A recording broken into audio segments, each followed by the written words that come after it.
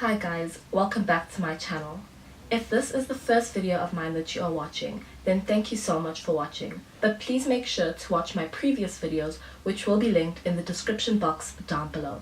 As I'm sure you can already tell, the mood of this video is going to be completely different to my previous videos, but that is because I am going to be starting something called True Crime Tuesday on this channel, where we discuss true crime, the events around it, such as serial killers, unsolved disappearances, unsolved murders, and maybe even cults and things like that.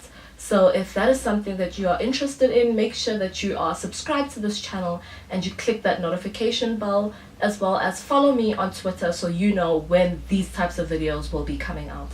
So I haven't really decided on how I want to structure these videos. What I do know is that I don't want them to be like a news broadcast or anything like that. So currently I am sitting on my beanbag, and for this first video it's just gonna be a chat on the serial killer, basically just giving you guys information, maybe sharing my own thoughts here and there. We'll just see how it goes. But if at any point in this video you see me looking down or there's an extended pause, that is because I've written down all the information about this particular case and I want to make sure that my facts are correct before I start speaking. So I might be looking down and checking my notebook for any information. Now that that is out of the way, let's go ahead and get started on this case. The purpose of this video is purely to educate others on this case. By making this video, I mean absolutely no disrespect to the victims and the families affected by this case.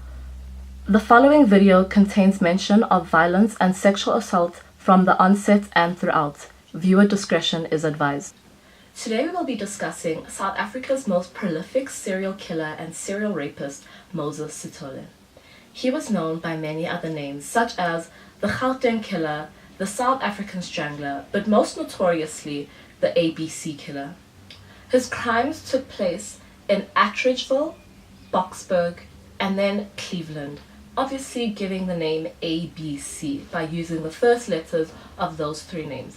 All of these places are located in Johannesburg, South Africa. Moses Sithole started killing on the 16th of July 1994, and his last murder was committed on the 6th of November 1995. So his killing spree lasted for approximately a year and a half. He claimed 38 lives, 37 of those lives being female, with one incidental death of a male child. His victims ranged in age from 18 all the way up to 45, excluding of course the 2-year-old male child that I previously mentioned. In this next part I will be giving you a little bit of a backstory on Moses Sithole. Moses Sithole was born on the 17th of November 1964 to parents Simon and Sophie Sithole. He was the youngest of 5 children and grew up in Vosloorus. This was a township south of Boksburg in what was known at the time as Transvaal province in apartheid South Africa. During his early life, his family was very poor and there weren't very many schools for black children in his area, even though he was a very intelligent young boy. At the age of 5, Moses' father passed away, pushing his family further into poverty.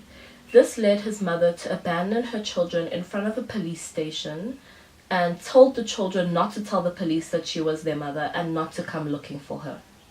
The children were sent to an orphanage in Benoni and then later transferred to one in KwaZulu-Natal. He spent 3 years of his life at this orphanage where he suffered great abuse and then decided to run away to reunite with his mother. When he eventually found his mother, she sent him away and told him to go back to the orphanage because she did not want to be with him. That's a pretty tough thing for an 8-year-old to be exposed to have to go through, and my heart absolutely breaks for 8-year-old Moses. So he went back to this orphanage and obviously the abuse continued. Another 3 years passed and he ran away again, This time he ran away to live with his brother Patrick in Johannesburg.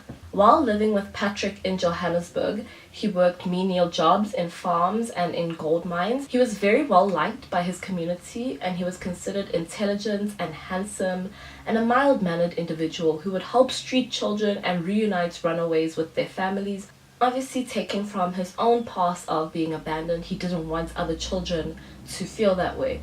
Moses has stated multiple times how he would never hurt a child, how much he loved children and wanted to help the children of the world, especially those that were abandoned and had no family to go back to. So, as I mentioned, Moses was a serial rapist and a serial killer. His first crimes were that of rape, until they then escalated to murder. He committed multiple rapes on multiple different women during the course of about 3 years. His first rape was on the 14th of September 1987. The victim was 29-year-old Patricia Khumalo. At the time of the rape, Patricia did not report the incident to the police, but she would later testify against him in his murder trial. In 1988, Moses began dating 17-year-old Sibongile Nkosi. This relationship was extremely abusive. He would verbally, physically, and sexually assault Sibongile during the course of their relationship. On the 28th of September 1988, he raped 26-year-old Dorcas Kobane, threatened her and told her that if she went to the police, he would burn her alive. In October of that same year, he raped and strangled to the point of unconsciousness 15-year-old Lindiwe Nkosi, who happened to be the younger sister of his girlfriend at the time, Sibongile. In February of 1989, he lured Buyiswa Swagamisa to a secluded area under the guise of accompanying her to work, where he proceeded to rape and beat her, threatening her with a panga if she came forward with allegations of the rape. 3 months after this incident, Swagamisa spotted Sithole outside her place of work in central Johannesburg, where she immediately called the police. So what I'm about to tell you next will absolutely infuriate you. When the police arrived, for whatever stupid reason, they decided that it would be a good idea to put both Swagamisa and Sithole in the back of the police van together. During this trip, Sithole was threatening her, telling her that he should have killed her, threatening her family. You can just imagine what was the conversation like in that police van. I can't even imagine the trauma that this young woman had to endure. Being raped. 3 months later, you see your rapist outside of your place of work. You don't know what he's doing there. You don't know if he's there to come back and kill you. You know, that's terrifying. And then to be subjected to the kind of abuse that she was in the back of that police van. I don't know, just makes me so mad. Sithole was convicted of this rape and he was sentenced to 6 years in Boksburg prison. During his time in prison, he was severely abused by other prisoners.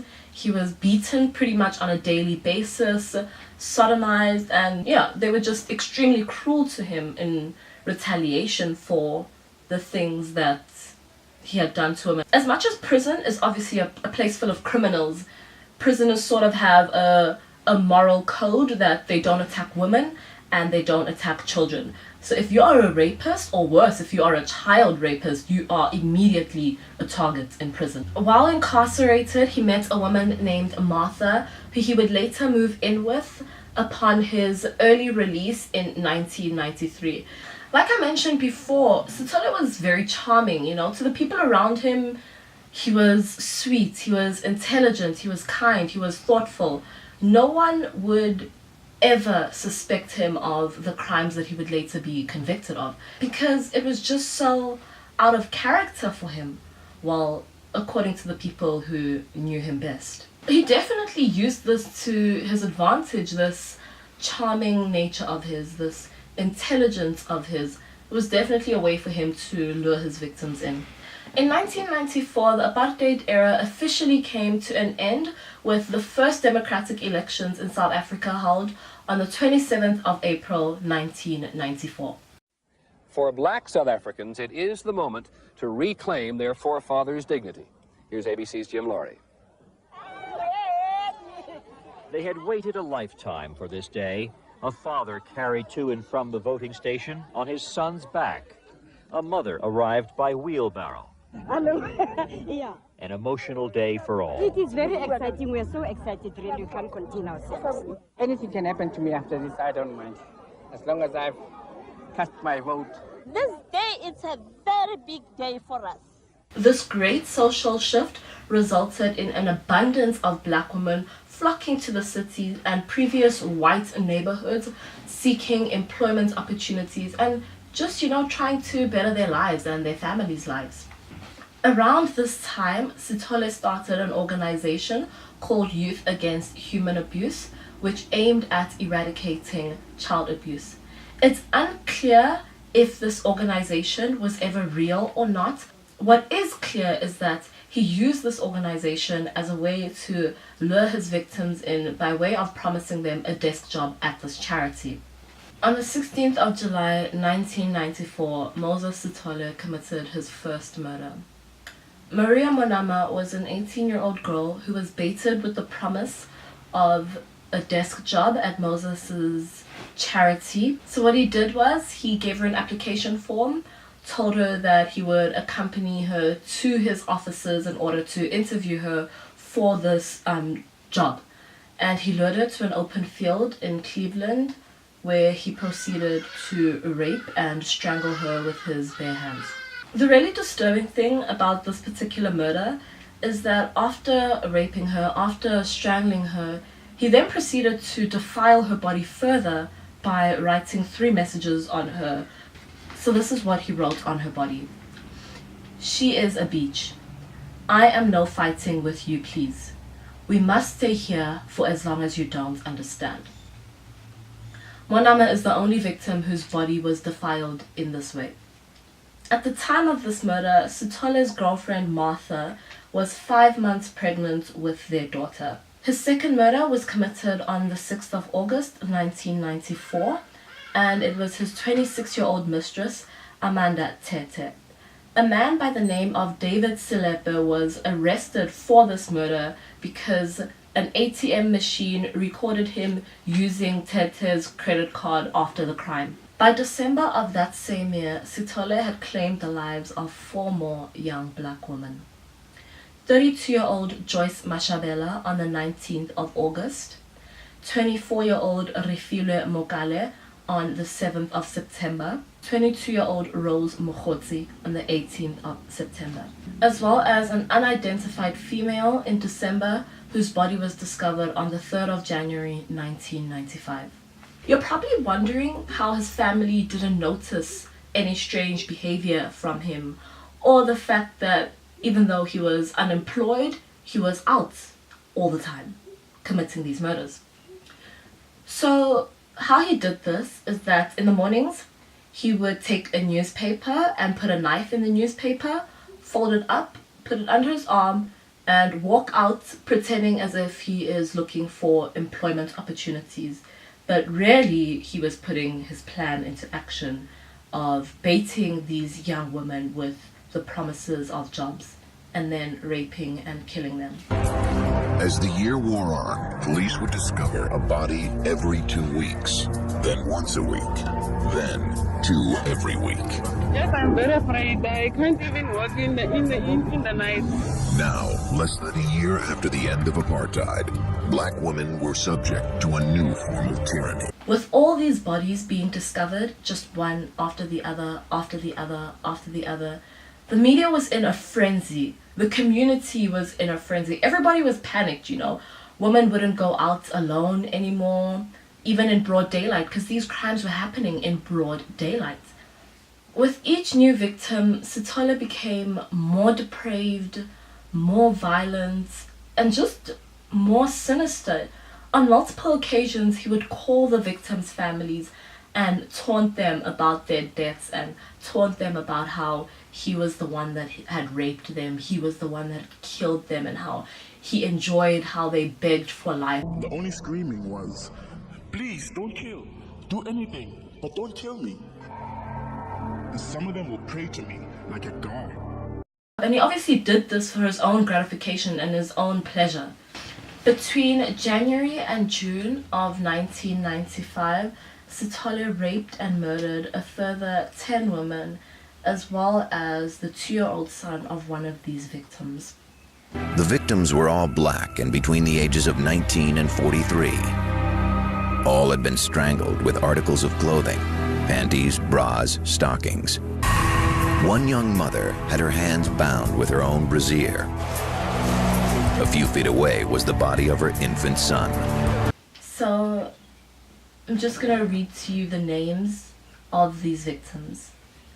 Beauty Soko, Sarah Mokono, Nigiwe Diko, who was raped with a stick, mother and son Leta and Sbusiso Ndlangamandla, Esther Maineja, Granny Ramela, Granny Mathetsa, Mildred Lepule, Francina Sithebe, and Onista Mosebo. At the height of his killing spree, South African President Nelson Mandela cancelled an international trip to travel to Boksburg in order to ask for the public's help in catching the person responsible for Sithole's crimes. A special investigating team was established within the Pretoria Murder and Robbery Unit in order to deal with these crimes. It became clear that the killer was evolving his murder technique in order to inflict the most amount of pain on his victims and increase his own pleasure. Another detail that I did not mention is that Sithole would tie up his victims with items of their own clothing, so their underwear, their bras, their belts, or their purse handles, the handles of their handbags. He would hog tie them with their hands and feet bound behind their backs, attach that to their necks so that if they tried to struggle, they would simultaneously strangle themselves. And when he would do this, whilst his victims were struggling, whilst they were dying in front of him, he would pleasure himself over their bodies. On the 16th of September 1995, a body was discovered near the Van Dyke mines in Boksburg. Upon further investigation, mass graves were revealed and experts uncovered 10 additional bodies over the course of the next 48 hours. So the next set of victims that I will read out were not necessarily those that were found in these mass graves, but they were the 10 victims following the murder of Masebo. 25-year-old Elsie Masango, 25-year-old Josephine Mlangeni, both of these women were murdered in July of 1995. 30-year-old Oscarina Jalagase, an unidentified female who was murdered on the 9th of August, which also happens to be Women's Day. 26-year-old Makoba Mokotsi, an unidentified female who was murdered on the 28th of August. An unidentified female murdered on the 30th of August. 26-year-old Nelisiwe Zulu, 43-year-old Amelia Rapodile, an unidentified female murdered on the 12th of September, and 31-year-old Monica Vilagazi. During the investigation, it was discovered that a lot of the victims were last seen with a man by the last name of Sithole. Unfortunately, police were unable to locate him, and either due to being oblivious or just pure arrogance, he continued on with his killing spree. Whilst police were uncovering these mass graves, Moses continued on his killing spree, with the 17th of September seeing the death of a further 6 women. 21-year-old Hazel Matigizela, 45-year-old Tidi Madela, 20-year-old Agnes Mbuli, and 3 unidentified females. We were busy with post-mortem in Johannesburg mortuary, and then they would call, there's another scene. The police would go and remove the body, process the crime scene, and 2 days later you'd have a body at the same spot. That's very arrogant. South Africa's first profiler, Mickey Pistorius, was assigned to the case, and with the help of retired FBI agent and profiler Robert Ressler, they built up a profile of who they believed the killer to be. They determined that the killer was an intelligent and organized individual in his 30s or 40s with a high sex drive, who was unemployed and separated or divorced, and perhaps was working with the assistance of a second killer. Their biggest prediction was that the killer would eventually contact the media. On the 3rd of October 1995, Agnes Mbuli's body was discovered near Benoni. On that same day, a man claiming to be Joseph Mahuena called the Star newspaper stating that he was the man that was so highly wanted. He then proceeded to give a lengthy interview to the reporter on the other end of the line over the course of 3 days, where he admitted to multiple murders, many of which the police did not yet know about, but also stated that he was not responsible for the Cleveland murders and insisted that he was not responsible for the death of 2-year-old Sbusiso. Mahuena stated that the reason for his crimes was because he was wrongly convicted of raping a woman in 1989 and had to serve 7 years in prison, which he felt was unjust. He said that this false accusation was the reason that he hated women, and he specifically went after women that reminded him of the lady that had falsely accused him.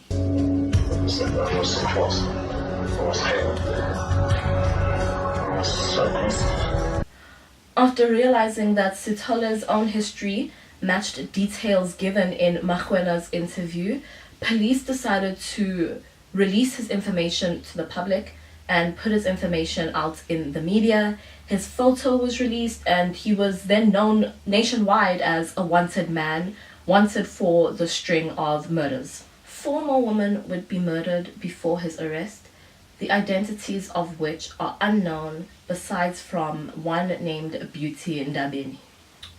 So once his image was released to the press, once everybody knew that he was a wanted man, Sithole started to panic. And he called up his brother-in-law, telling him that he was being falsely accused of these murders. He didn't know what anyone was talking about. He didn't understand why he was being falsely accused, but that he needed a gun to protect himself for whatever was coming next. His brother-in-law agreed, and he agreed to meet him at his place of work, which was a factory in Benoni, telling him that he would meet him in a few days' time. And immediately after hanging up the phone with Sithole, the brother-in-law called the police and informed him of this plan to get a gun.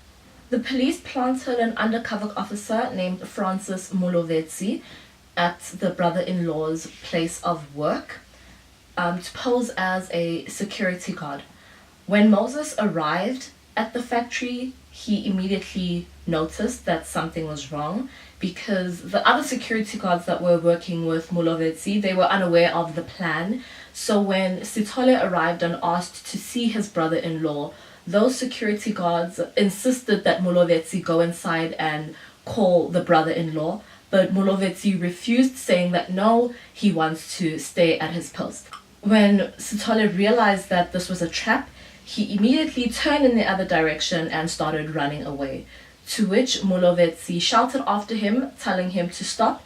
He withdrew his pistol, shot 2 warning shots at him, and followed him into a dark alley. When he got into this dark alley, Sithole grabbed an axe and started lunging at him, swinging at him, attacking him with this axe. He actually did manage to cut Mulovetsi in the hand and in the arm, but Mulovetsi then fired an additional 2 rounds that hit Sithole in the leg as well as in the abdomen. After all this chaos, he was rushed to the hospital and put into surgery, and he survived these injuries. After his recovery, Sithole refused to speak to any of the officers that were interviewing him and insisted that he wanted to speak to a female officer. They obliged his request, obviously, so that they could get him to talk and get him to admit to the crimes that he had committed. And he admitted to over 10 murders. And whilst describing these 10 murders to the female officer that was questioning him, he masturbated in front of her. Whilst describing in great detail how he beat these women, raped these women, and strangled these innocent women who just wanted to provide a better life for their families. Sithole was formally charged with 38 murders, 40 rapes, and 6 charges of robbery. He was convicted on the 4th of December 1997. The judge presiding over his case stated that had the death penalty not been abolished in 1995 as it had been deemed unconstitutional, then Sithole would have definitely received a death sentence. He would have definitely been hanged for his crimes. So due to the fact that he could not be sentenced to death, the judge decided to sentence him to 2,410 years in prison with a mandatory 930 years to serve before he was eligible for parole.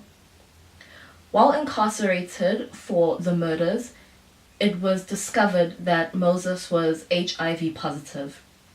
And it was also discovered that his wife, Martha, and his daughter were also HIV positive. Unfortunately, due to the public healthcare services of South Africa, his wife and daughter died due to their illness. But because medical treatment is available in prison, which is of a much higher quality than what is available to the general public, Moses is still alive today. Sithole is currently incarcerated in Mangaung Correctional Center in Bloemfontein, a town in the province of Free State, South Africa. So that brings us to the end of this case on South Africa's most prolific serial killer and serial rapist, Moses Sithole. There are a lot of details that I did not include in this video, but if you would like more information on this case, please make sure to check out the links that I will put in the description box down below. I want to end this video by saying that the purpose of this video was just to educate the public and give more information on this case. I mean absolutely no disrespect to any of the victims and any of the families that were affected by this case.